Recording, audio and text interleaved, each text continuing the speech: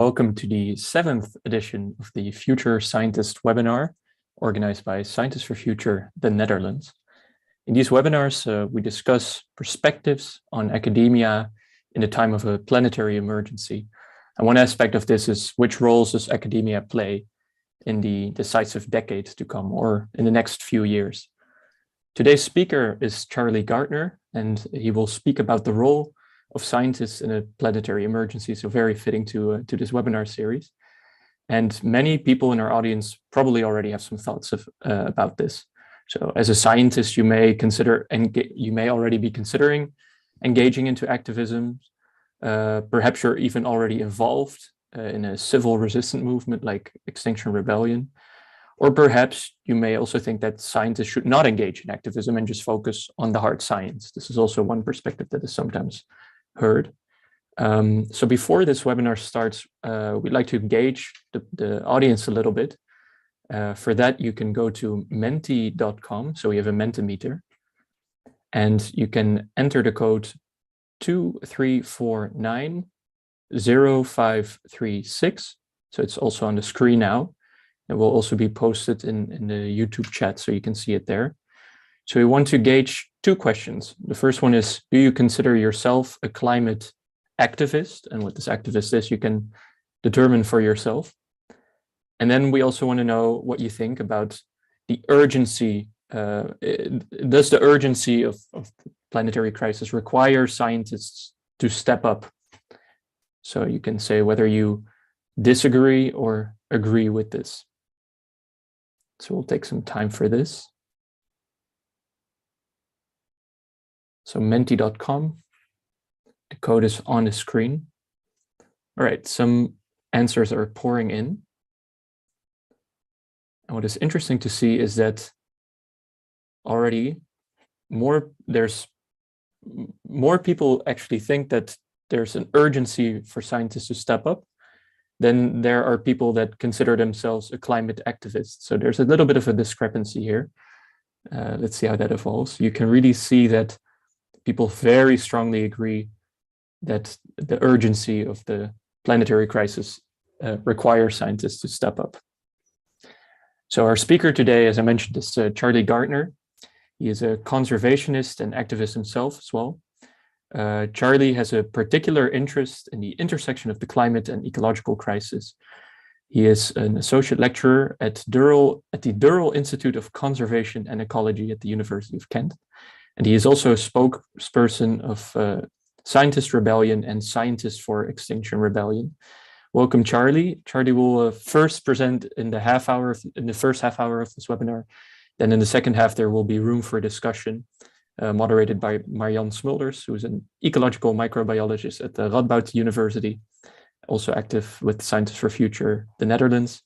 And if you have any questions throughout, you can also ask them through Mentimeter. So those will all be saved for later.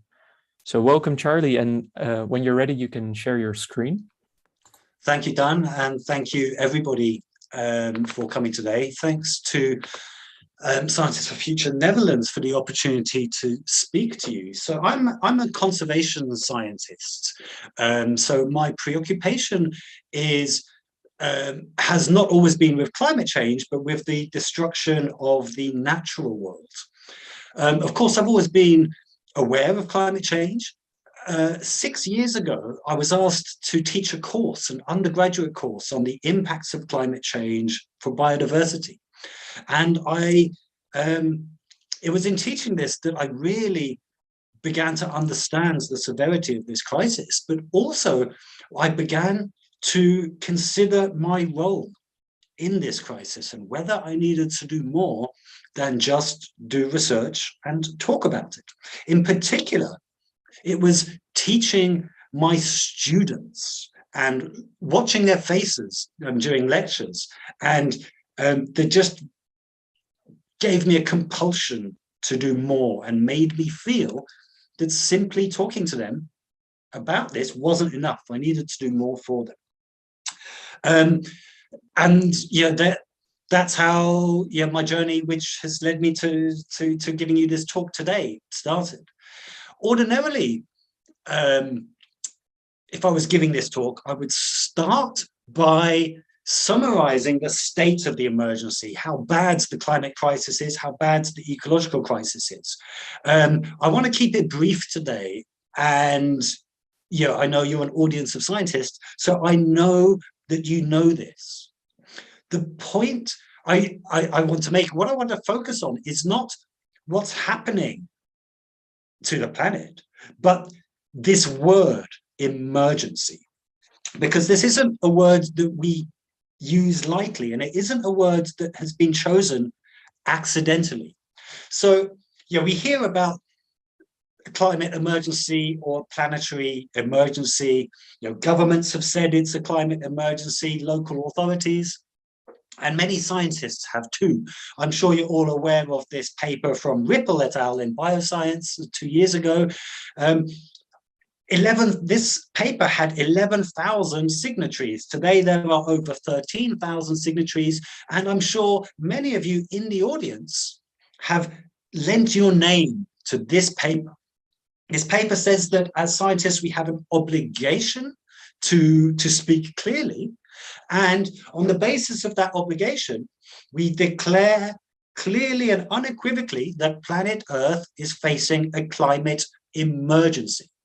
So this word emergency doesn't only describe the severity of the situation, it also implies a response, because in an emergency situation, we do not just observe, we take action. And this is really important. Greta Thunberg has made this clear. She's famously said, I want you to act as if your house is on fire. And yet we are not doing that. We continue in our day-to-day lives as citizens, and we continue in our day-to-day professions as scientists. We are not acting as if our house is on fire. And yet the situation demands that we do act in such a way. If I was to look outside my window now and see my neighbor's house was on fire, I would not behave as I normally do when I go to my neighbor's house. I would not send a text message to ask if she's okay. I would not ring the doorbell and wait for her to answer. I would kick the door down and go inside. And yet, despite us all using these words every day, it's an emergency, we are not, all of us, or many of us, acting as if it's an emergency. And yeah, there are lots of good reasons for that, or lots of understandable reasons.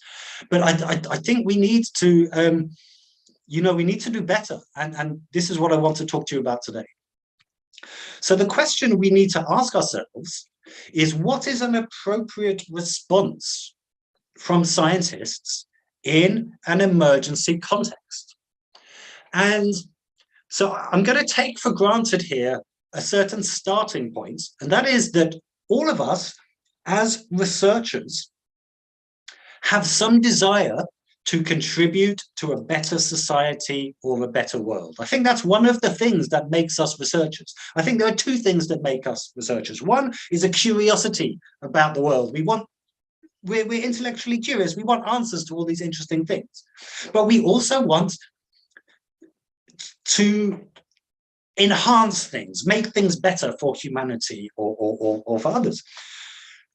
So we need to think about how we do that. Because in science, in research, we tend to think that the way we contribute, the way we make things better is through research and through teaching, or through also communicating our research to other audiences. But in an emergency context, I'm not convinced that these are sufficient. So I think we need to explore some of our theories of change. So how does science seek to improve the world?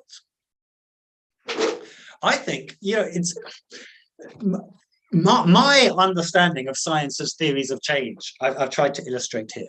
So I think many of us have this assumption that our job is to generate information, and the leaders of society will use the information to make good decisions, and they will make decisions that are for the benefit of all of society.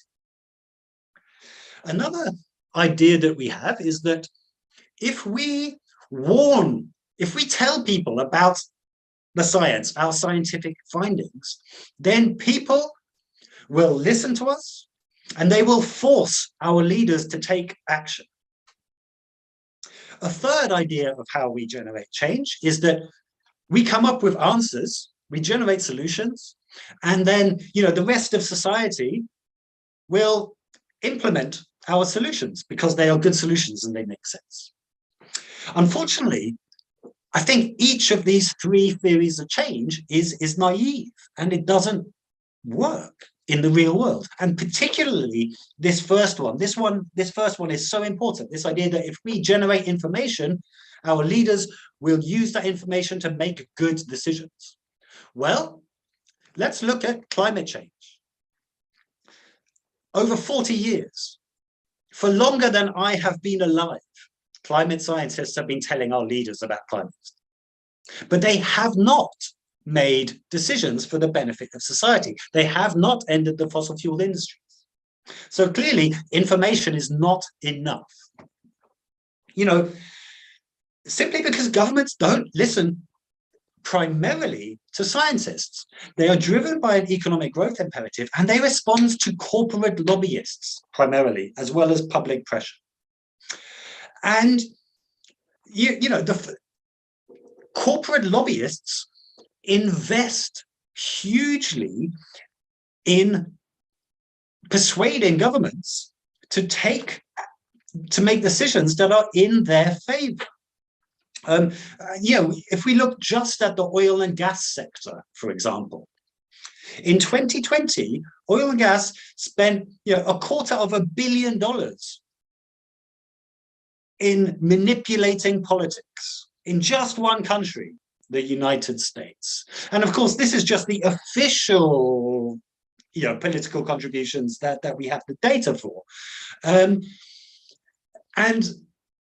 so George Monbiot talks about this very important phenomenon, which he calls the pollution paradox. Basically, he says that the dirtier your industry is, the more you have to spend on influencing government to avoid being regulated out of existence. And that means that governments end up working for the dirtiest industries because all their money comes from the least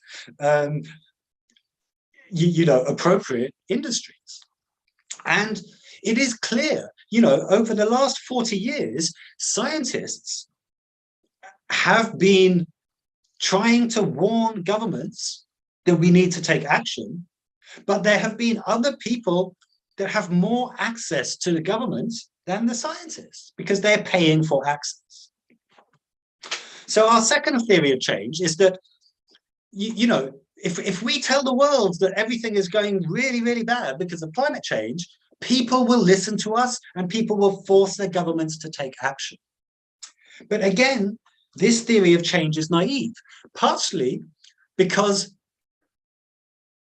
scientists have been competing with a very well-funded misinformation campaign. Neoliberal fundamentalists who don't believe in government restrictions on trade and fossil fuel industries have invested in misinformation. They have tried to misinform the public to create doubt about climate change, because if there is any doubt, that gives politicians the excuse to not take action. This is all very, very well documented. And I think this should be a great concern for us, whether we are interested in climate change or not, because these climate change counter movement organizations, they have an anti-science agenda. They're not just trying to persuade the public that, climate change isn't as bad as we say. They have also tried to persuade the public not to trust scientists and not to trust scientific institutions. So this is super, super dangerous, really dangerous. Of course, now they've moved on from denying that climate change is happening, and they've moved from denial to delayism. Now they admit climate change is happening, but they're saying we don't need to act, or it will be too expensive to act, or lots of different discourses of delay. So there is misinformation, but there is also, as well as being misinformed, the public are also uninformed, because the media have not been treating this as an emergency for all this time. For example, in 2021, the word cake was mentioned 10 times more on TV in the UK than climate change. Simply, this is not being treated as an emergency. So we cannot expect the public to demand action, because the public doesn't know it's an emergency. Honestly, they do not know how bad this is. And then our third theory of change is that science generates the answers and society will decide to use those answers. Well, I'm a conservationist, right? So, conservation is about conserving the natural world, conserving ecosystems. And in conservation, we know what to do. We have all the answers. We know how to stop deforestation. We know how to catch fish sustainably. We know how to grow food without killing all the insects. We have the answers, but society is not paying for them. We are not implementing them. So to give you an example, in conservation, one of our main strategies is protected areas, parks and reserves.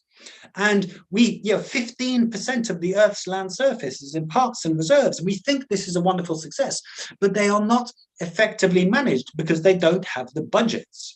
In fact, the total global spending on parks and reserves is the same as the global beard grooming industry.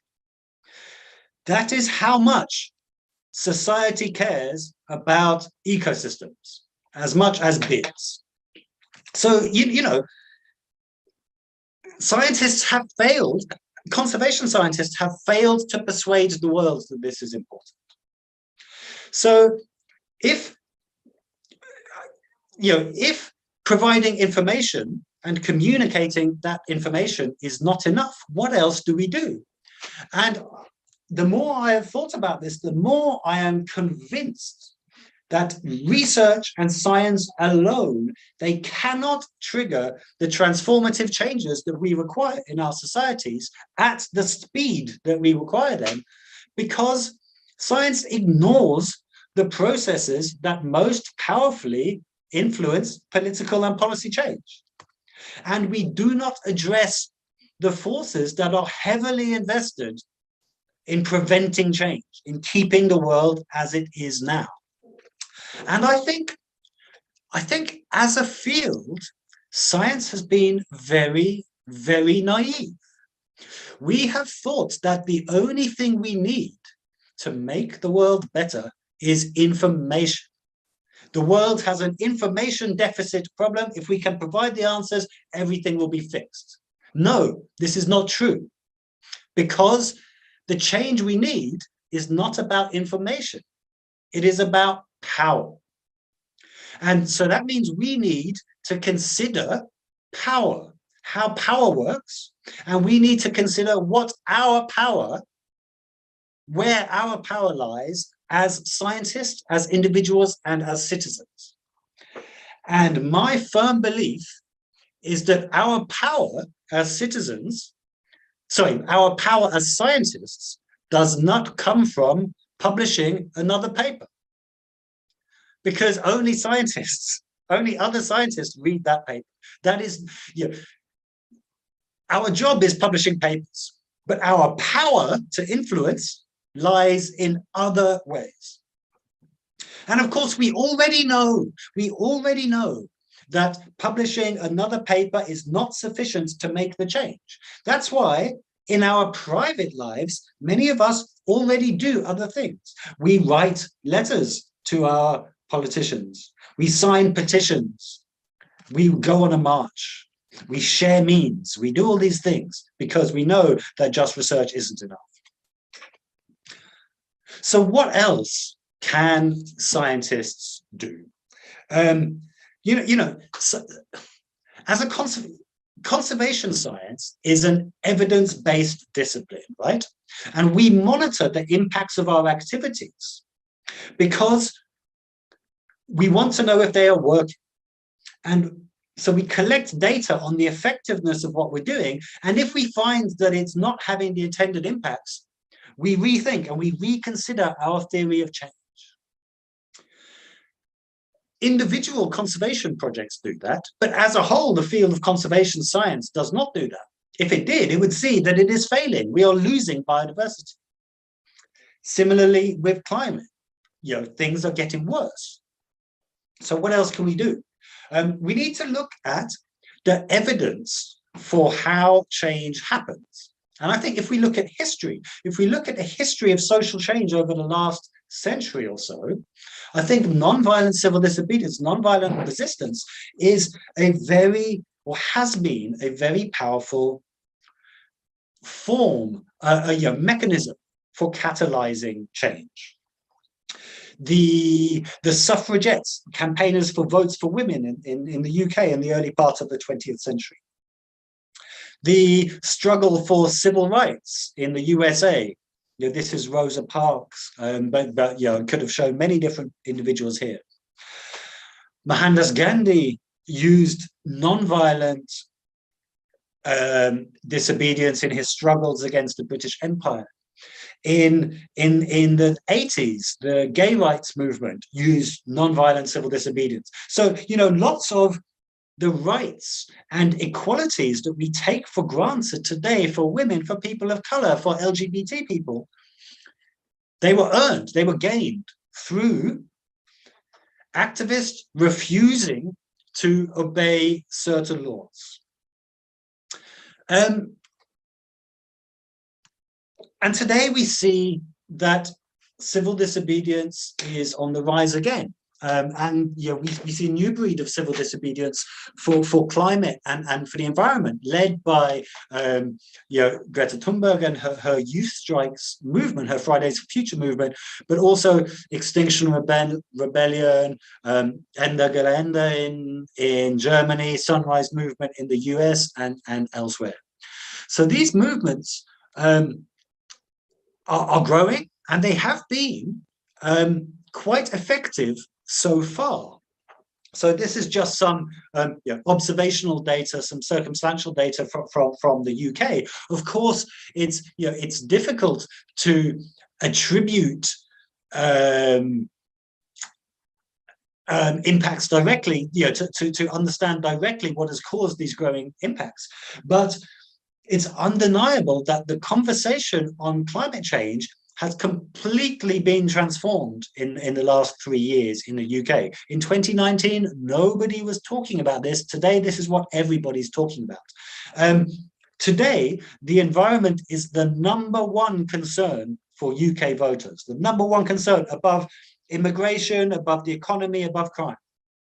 On the top right-hand side here, this is the front page of a right-wing national newspaper, join our green revolution. And, politicians as well as the media are talking about this now. So climate change is on everybody's lips. And it is at least partly because of activism. So, it is effective. It is working. Of course, it is not sufficient. So far, we have rhetoric from politicians. We don't have policy change, but this is an indication of the effectiveness so far. And so just briefly to talk about the mechanisms, I think I should have said this earlier, the mechanisms through which this works. The main thing for me is that these movements, this civil disobedience, they ensure media coverage. This is what it's about fundamentally. It's not, of course, there are direct demands to government or to others, but the fundamental thing is to get the media talking about these things, because otherwise they will not talk about it. The media have never invited me onto the radio or onto the TV to talk about conservation or to talk about climate change. They have invited me to talk about being arrested, and that gives me an opportunity to talk about other things. So anyway, in 2019, soon after the launch of Extinction Rebellion, I attended an Extinction Rebellion event in London, and I was speaking to lots of people. I met lots of parents and grandparents and doctors and lawyers, but I didn't meet any scientists, none. And I was really amazed by this. So I went home and I spoke to my friend Claire Wordley, and we wrote this paper, which was published in Nature, Ecology and Evolution in 2019. And it became, it became a bit of a sensation. It was a really big impact online. I don't know if you're all familiar with this altmetric metric, but it measures online activity around papers. And for a while, this paper was in the top 1,000 most talked about papers online, since they started measuring this. So, out of 21 million, it was in the top 1,000. It's still in the top 4,000 now. So, to me, this says that there were a lot of scientists either agreeing with this message or intrigued by this message that scientists need to do more because it's an emergency context. It's a quote from Einstein that those who have the privilege to know have the duty to act, and I strongly believe that. Of course, scientist activism has quite a long and proud history. This is James Hansen, famous for giving, the NASA scientist, famous for giving his testimony to Congress back in 1988.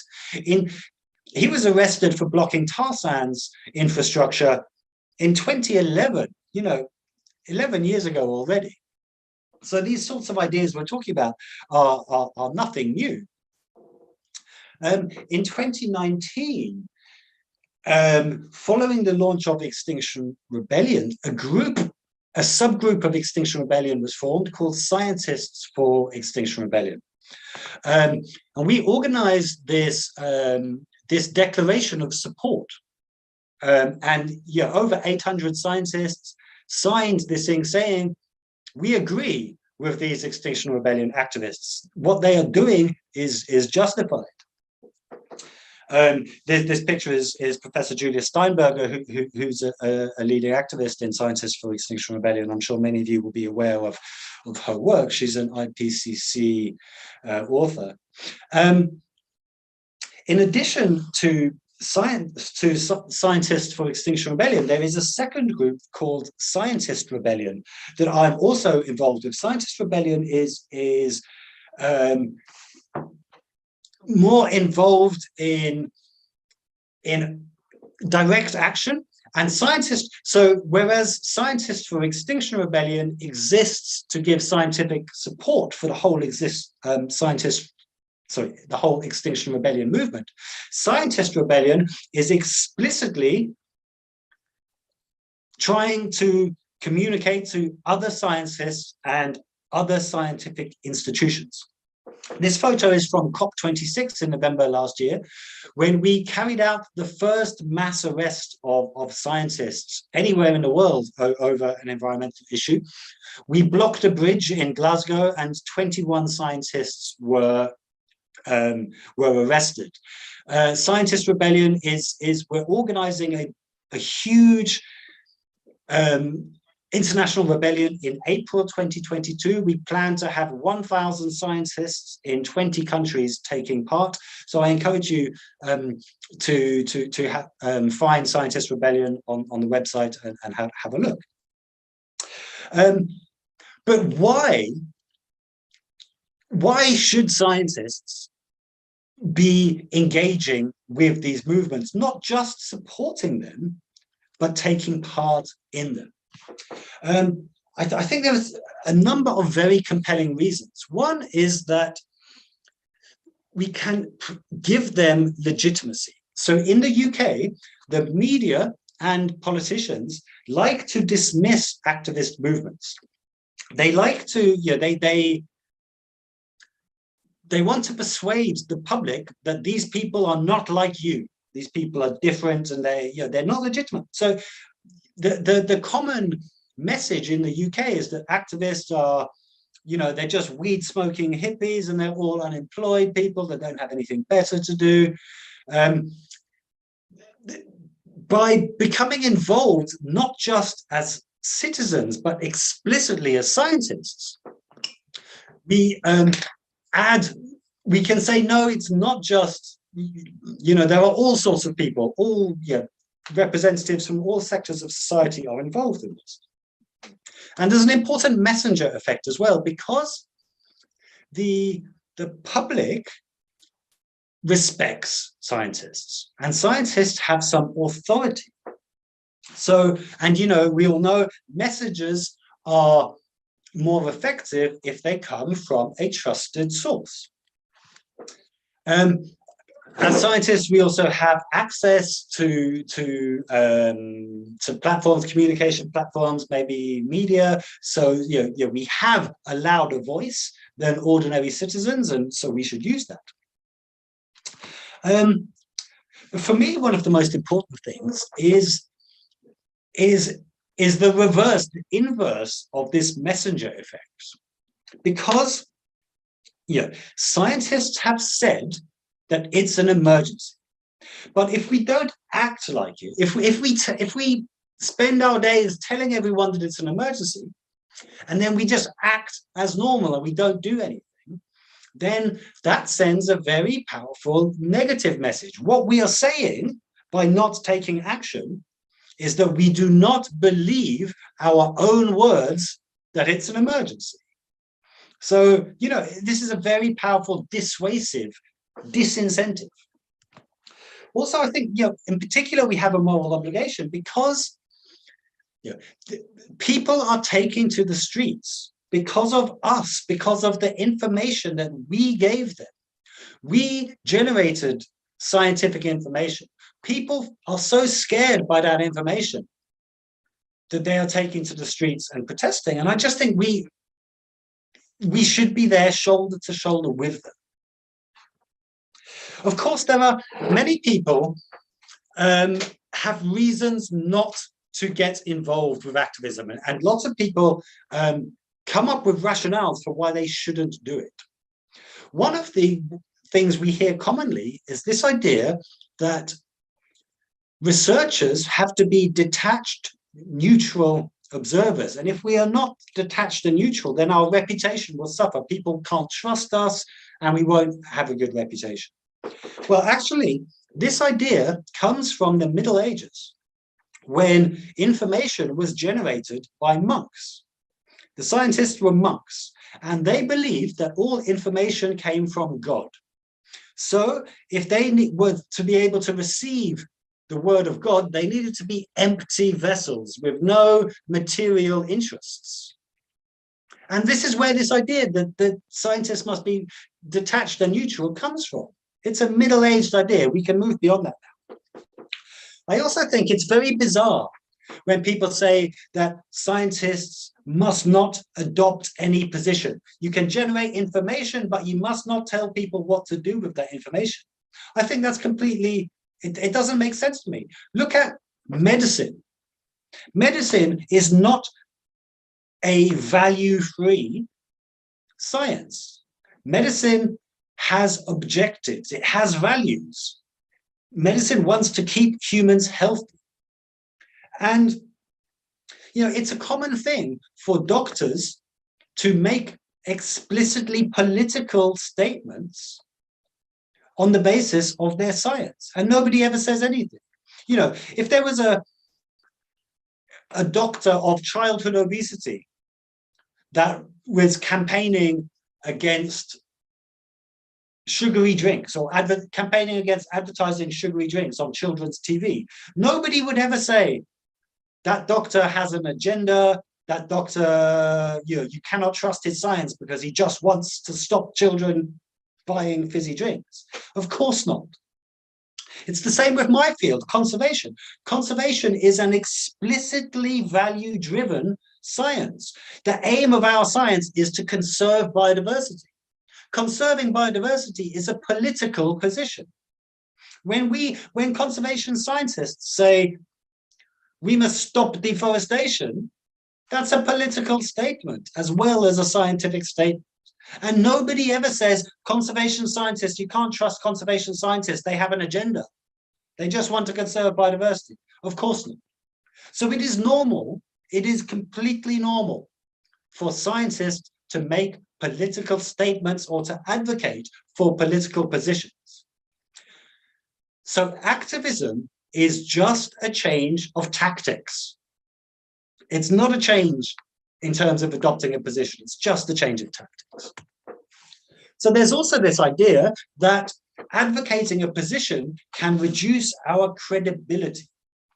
Well, social psychology research suggests that this isn't actually the case. You know, of course, this is experimental research, and it's in early days, but the existing research seems to suggest that, yeah, our credibility is not affected by engaging in advocacy or activism. There are other perceived barriers. People feel that they may have trouble at work, that their colleagues there may be some social stigma, their colleagues won't think about it.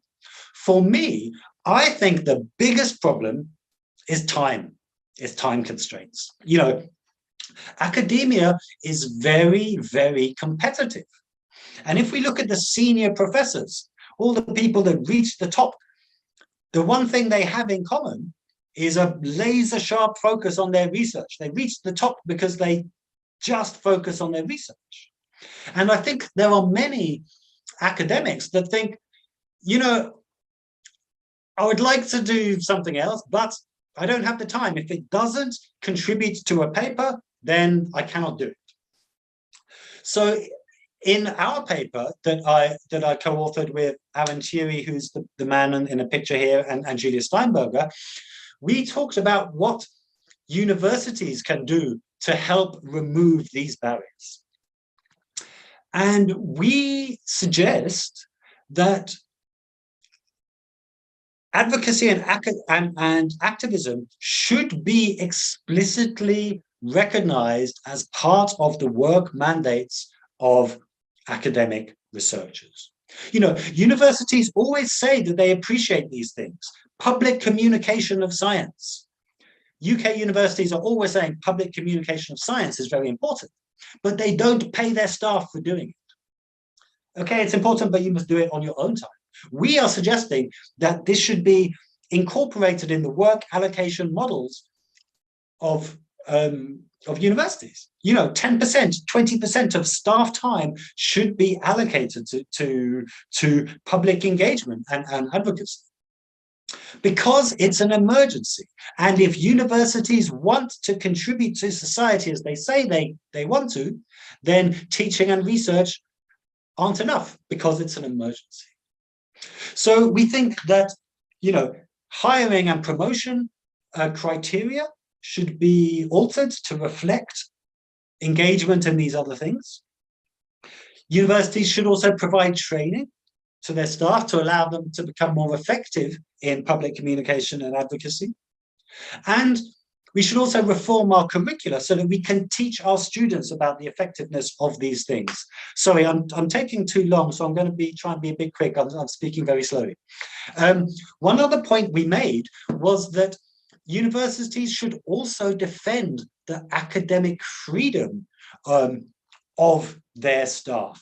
All over Europe and other parts of the world, we are seeing governmental clampdowns on academic freedom. We several of us organized this open letter talking about this a few months ago.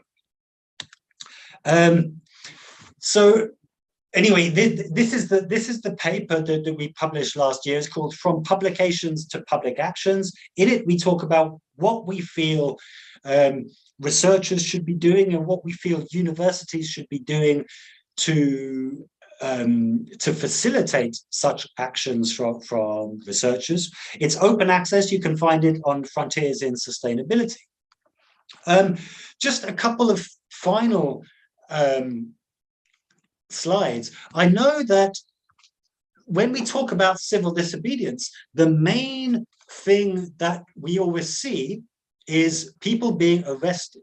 This is what we see in the media because we need to do this to get in the media.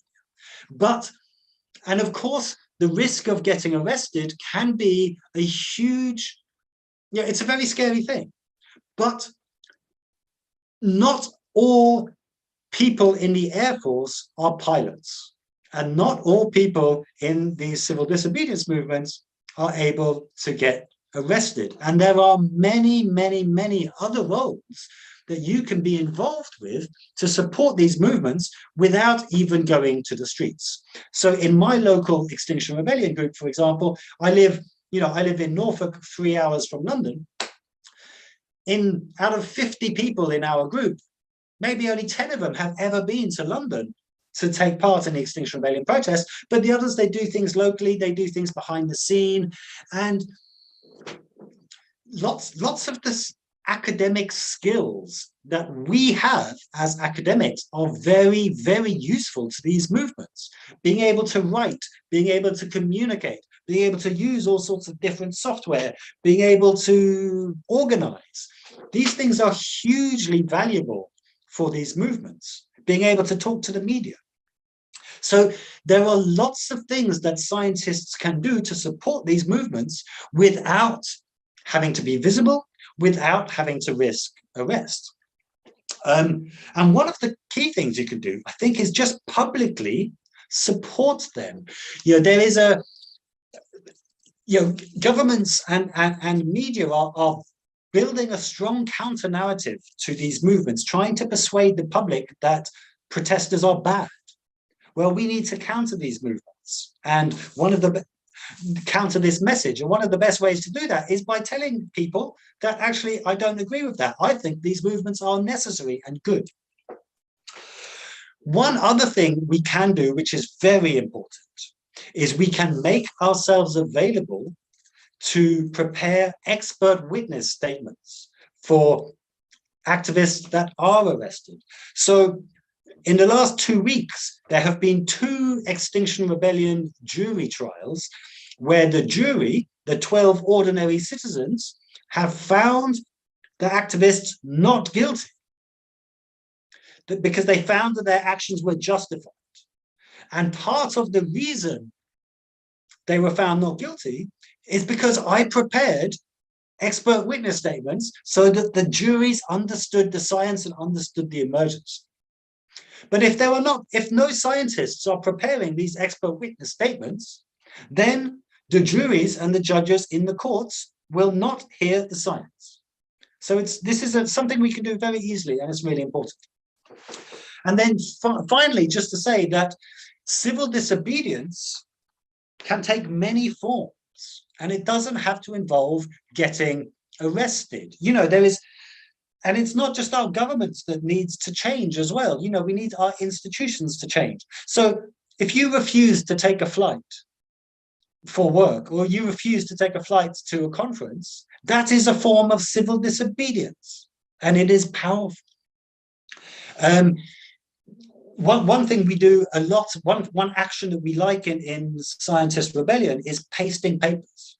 So gluing scientific papers to windows, to buildings. And this is an action with such integrity for a scientist. We have tried to communicate our science in every legitimate way available to us, and we have been ignored. So now I'm going to communicate the science in this way instead. And just be creative. So this picture here, this is some Extinction Rebellion activists protesting at Barclays for their funding of fossil fuels. You can be arrested for smashing the windows of Europe's dirtiest bank, but you cannot be arrested for cleaning the windows. And so lots of civil disobedience is about performance art. It's about getting a message across. It's about getting coverage in the media. So be creative. So just one final point. I was talking before about how scientists don't have the time to get involved in activism. Well, I think one of the reasons why we prioritize our research is that we have dreams. we all want to grow up to be a famous professor. But I have news for you. There are, we have our dreams that we've always had. We cannot rely on them anymore. The future we dreamed of will not exist unless we make sure it exists.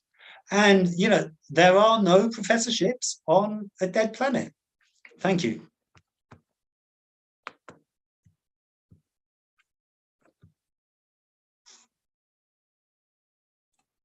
Thank you very much, Charlie. That was really arousing, and I feel really, up to start chaining myself to a building, I think. There are quite a lot of questions from the audience, so I will start with the first one. The first question is, in the Netherlands, we have an Extinction Rebellion news media group that tells the truth, where traditional media might not. And the question is this really desirable? Doesn't it risk polarization and create maybe a bubble audience? What would you say to that? Oh, you're muted. Still muted. Every time. This is a really important question, and I don't know the answer, to be honest. I think it's very important to be aware of these potential risks. It's difficult, I think, because I mentioned the messenger effect previously. As well, you're right that there is a risk of only speaking to the converted and only speaking within our bubble. But there's also a risk, I think, of if we only communicate as Extinction Rebellion, there might be lots of people that will not listen to us because we are Extinction Rebellion. And to some extent, you can call it a toxic brand for some people. And I think sometimes you need to dissociate the message from the messenger if the audience is not going to like the messenger. So sometimes I give talks as an Extinction Rebellion activist. Sometimes, depending on my audience, I only give talks as Dr. Charlie, and then only towards the end of the talk, after I have gained the trust of my audience, will I then mention Extinction Rebellion. Yeah. So I think you're absolutely right. I think all things being equal, a message will have a broader audience and it will hit home with the audience better if it comes from a mainstream media organization than if it comes from an activist organization. However, of course, that message will be a lot less frequent. So honestly, I don't know what the answer is. I think we need both, but certainly continuing to try and ensure that other people share our message is hugely important. It cannot be just us. Yeah, that's nice, because that leads to another question from the audience. And that question was whether the movement needs all kinds of different groups. And I think you're alluding to that already, that sometimes you speak from Extinction Rebellion, sometimes you speak as a Dr. Charlie. Do you agree that, Extinction Rebellion might be a red flag for some people? Yeah, I do. And even the words climate change might be a red flag for some people. It's a difficult question because, of course, there is strength in numbers and there's a risk of you talked about there being different groups. And, we don't want too much splintering so that you just have lots of small groups, because small groups have less power. But, so everybody on Earth has an interest in reducing the impacts of climate change. Every institution on Earth needs to react to climate change. Most of them, or many of them, will never do something that is associated with climate activists. So of course, there needs to be something else that is a palatable climate movement for right-wing people, for conservative people. Similarly, a lot of the time, I think the message doesn't even need to be about climate change. You know, if I'm speaking to the vice chancellor of my university, the head of my university, whether she cares about climate change or not, she does care about the future of her university. So when I'm speaking to her, I should not be speaking about climate change. I should be speaking about the future of her university. You know what I mean? Yeah, and so tactical. So I talk about how the students want climate action. I talk about how institutions that decarbonize quicker will have advantage in the future over institutions that decarbonize slower. Mm-hmm. So I guess what I'm saying is, whatever your audience, whoever you're speaking to, don't just give your message. Think about what they care about and adapt your message to what they care about. If they just care about horses, then talk about what climate change means for horses. And to get back to your question, in terms of different organizations, then yes, you know, there are conservative people in England that will never join an XR protest, but are very concerned about climate change. And, you know, yes, there should be some place for them to express themselves. However, I don't think it's necessarily for Extinction Rebellion to create that group for them. I don't know. Okay, yeah, that's clear. So I have a question about why do you think that scientists so far have been so reluctant to become activists and engage in civil disobedience activities? Are there any institutional constraints stopping them? Is it just time? And what changes in academia do we need? Now, you already mentioned some to free up time. And how can we ask our universities to do this? I think it's a, you know, even before climate became much of an issue, this is, I think there's always been a reluctance of academics to get involved with things beyond their work. You know, early career researchers are, you hear early career researchers say, ooh, when I get a tenure track, when I get a permanent job, then I can start to say some things. But then the senior professors, when they're there, they say, oh, I'm too senior to say these things now. So everybody always has an excuse to not do something.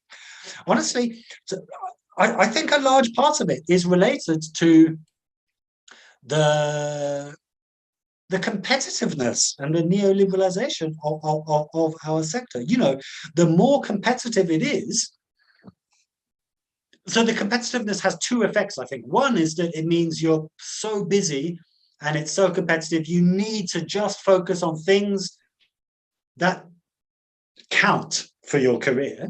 And the second thing is that it also gives you a fear of doing something that might have negative impacts. So yes, I think it is important for universities to take steps to facilitate this amongst their staff. But I also think that the fear is overblown. You know, we don't see a lot of scientist activists, but I'm not aware of any whose reputation has suffered because of it. You know, after James Hansen got arrested in 2011, nobody said, oh, James Hansen is a bad scientist. Of course not. That's really nice to hear. Yeah, that's really encouraging. And to be honest,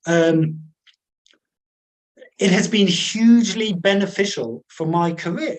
Of course, it's not why I do it, but as a conservation scientist, you know, my research was focused on Madagascar. I lived in Madagascar for 10 years. But if you don't care about the biodiversity of Madagascar, then you will never have heard my name and you will have not read my papers. But since I started writing about scientific activism, I have a global reputation instead of a regional reputation, and I have a lot more media exposure than I ever had before. And of course, this is partly just, yeah, that can't be the same for everyone. It's for, yeah, the first people that start to do this. But, yeah, I think, so every field, no matter what your field, every field has to adapt to climate change, right? And that means every field needs a first mover. Every field needs a champion, in their field. And I honestly think that if you are an early career experimental physicist or an early career anthropologist or something, if, as well as your normal research, if you started writing about what climate change means for your field and why I am doing this as a physicist, why I am doing this as an anthropologist, you will get more exposure than you will just for writing your day-to-day papers. The anthropology journals will write a profile about you because you're the first anthropologist activist that is writing about things. So that, I guess what I'm trying to say is that it's a mistake to think about this only as a cost in your life and a cost in your career. There are opportunities that come from this also. Excellent. Thank you. Then I want to move on, because we are running out of time a little bit, to a question that you have not actually addressed in your talk. There are innovation scientists and optimists that think we can solve the problem with technical innovation. They're also scientists. How do you answer to their optimistic view? I do not share the optimism purely because I think technical answers aren't enough if they are still employed within a system that is, as long as the system is focused on continual economic growth, for example, then technical answers will never be sufficient because infinite growth simply isn't possible. Now, of course, these technical solutions will be important. And I don't mean to say that all the science we're doing is not important. Of course it is important. My only point is that it is not enough. And that we need to continue doing science. We need to continue developing technical solutions. But on top of that, we need to use our power to ensure that society and the leaders of our society use the things that scientists produce for good, rather than just ignoring. Yeah. So it's still important to remain activist. We have 2 more minutes, I think. Would you say that scientists that choose to stay neutral now or value-free are actually accelerating a mistrust in science? Yes, I would. I think that choosing to stay value-free in an emergency context, I need to think about this question more, but I certainly think that there are different mechanisms through which that could have a negative impact. If nothing else, it gives the impression that we are detached from reality, and it also gives the impression that somehow science is detached from reality. Science is something that happens in the ivory tower but doesn't have relevance to the rest of everything, and of course it does. Thank you. I think we've reached the end, so I'll mute myself now and pass back to Dan. Yes, thanks, Charlie, and also thanks to Marianne for moderating this discussion. We'll save all the questions, Charlie, and then send them to you so that you have some more time to look at it as well. Then I also want to thank you on the other side of the screen, the audience, for following this very interesting talk and discussion. If you would like to also get involved with Scientists for Future yourself, the organization that is creating these webinars, we have some contact information that it should appear on screen if my helpful hands are going to be able to put it there. Otherwise, I can also just try to do it myself. Hop. I think you can see this now. So here you can find our email address, but also our website, which is the domain. So if you're interested in our webinar series, this is also where you can find more information and keep an eye on future editions. So yeah, also follow our socials and everything to keep up. Thanks again. Thanks, Charlie, and goodbye, everyone. Goodbye. Thanks very much, Charlie.